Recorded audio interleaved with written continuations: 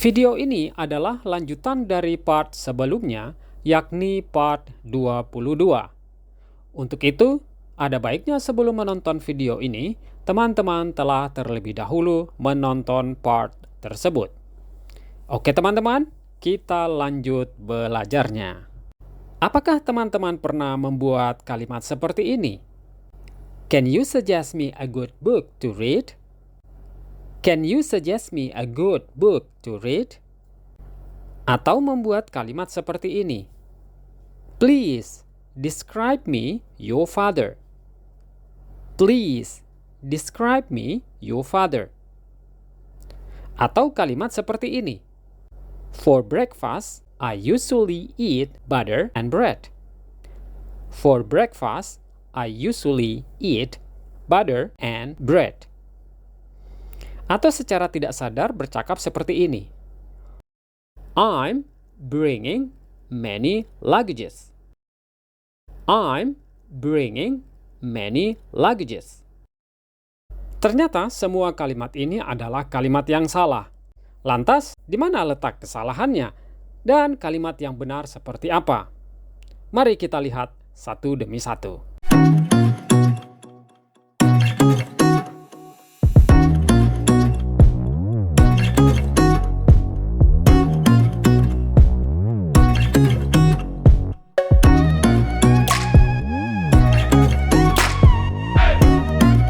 Halo teman-teman, welcome to Sang Master Use Channel. Mari kita mulai.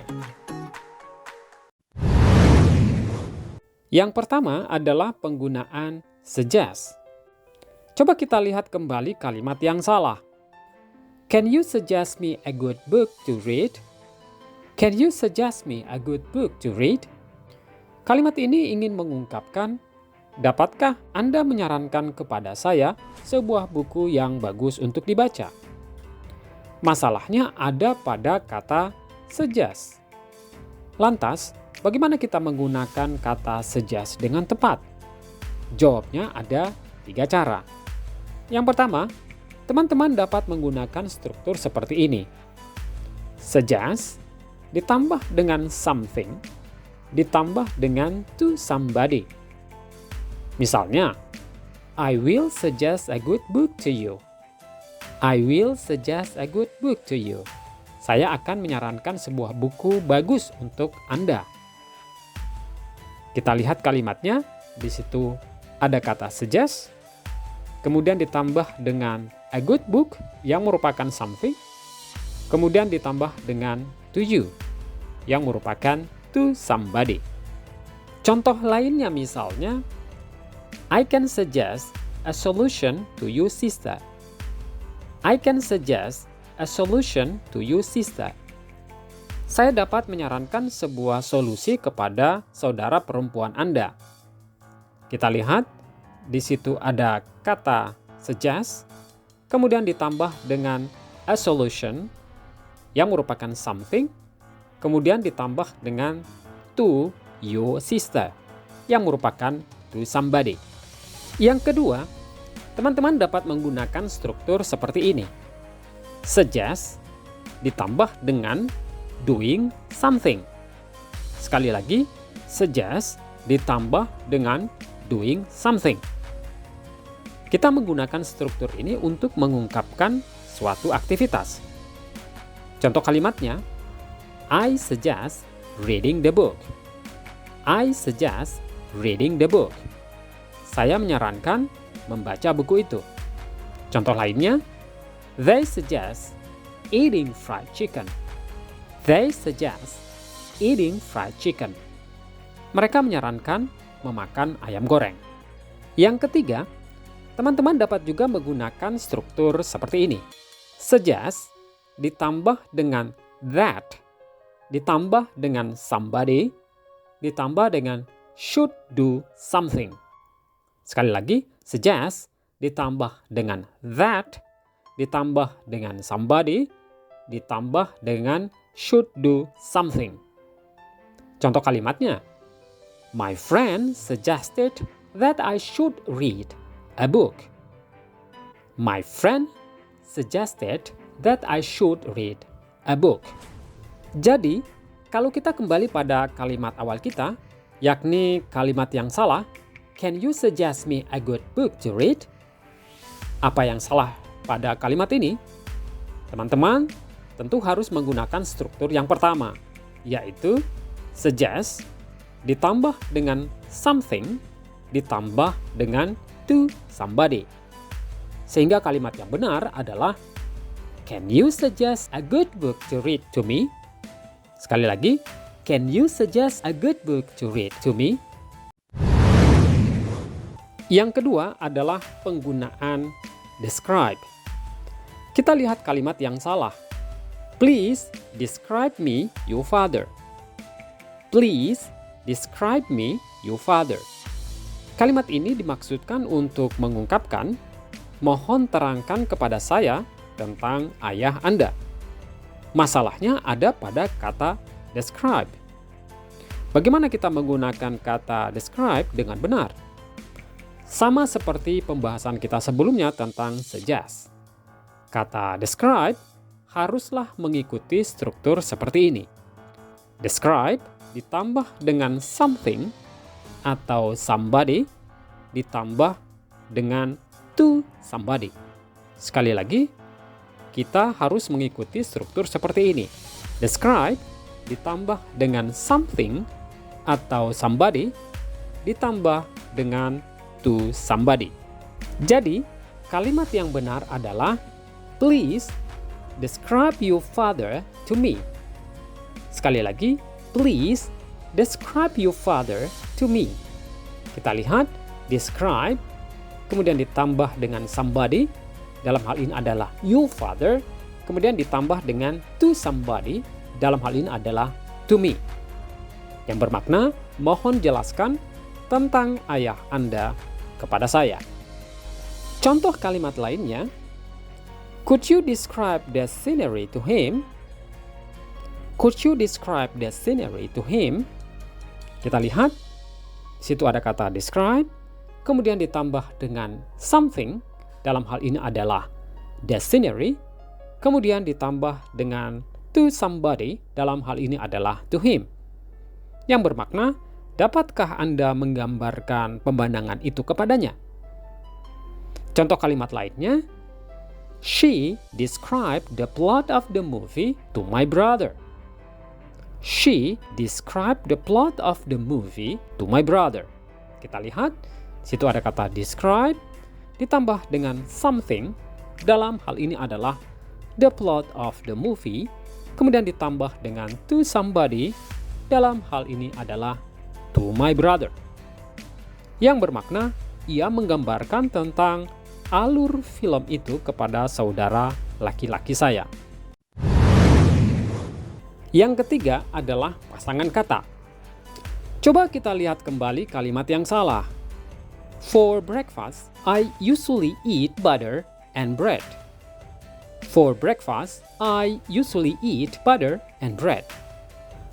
Dalam bahasa Inggris, ada kata-kata yang telah memiliki urutan pasangan yang tidak dapat diganggu-gugat. Pasangan kata-kata ini dinamakan dengan binomial pair. Contohnya, salt and pepper. Salt and pepper. Dalam bahasa Inggris, selalu dikatakan salt and pepper, bukan pepper and salt. Begitu juga dengan kata bread and butter, bukan butter and bread. Knife and fork, bukan fork and knife. Cup and saucer, bukan saucer and cup.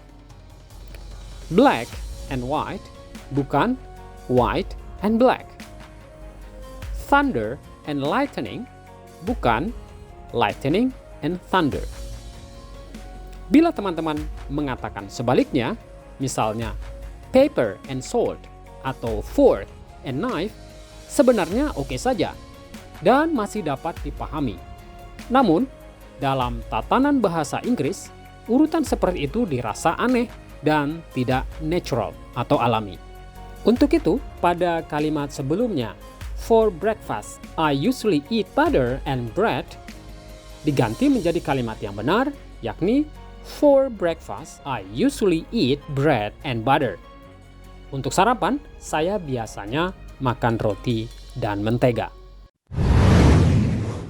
Yang keempat, tentang countable dan uncountable nouns. Coba kita lihat lagi kalimat yang salah. I'm bringing many luggages. I'm bringing many luggages. Kalimat ini salah karena kata luggage atau bagasi adalah uncountable noun, yaitu kata benda yang tak dapat dihitung.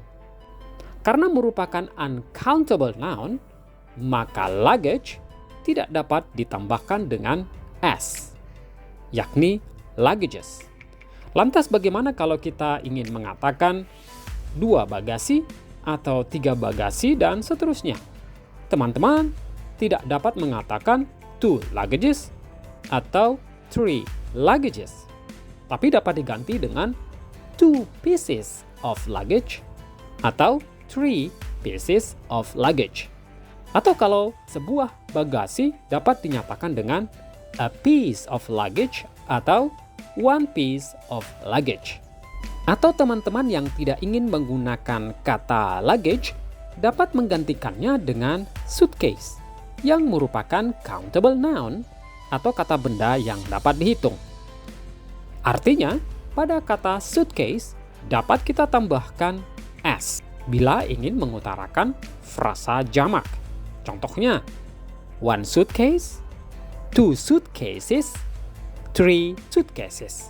Jadi pada kalimat yang salah, I'm bringing many luggages, dapat kita perbaiki menjadi I'm bringing a lot of luggage.